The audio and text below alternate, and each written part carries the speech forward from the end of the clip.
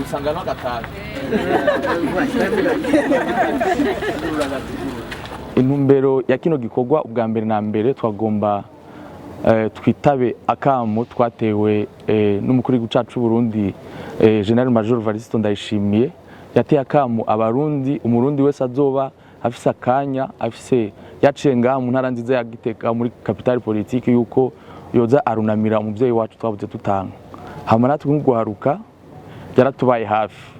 yaratwigishije gukunda igihugu yaraduhanuye hama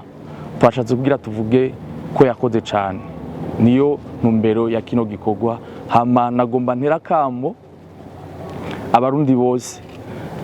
bazirikane ibikorwa vyiza yakwigendera yakoreye igihugu cacu Burundi mu kwigisha cyane ugwaruka gukunda igihugu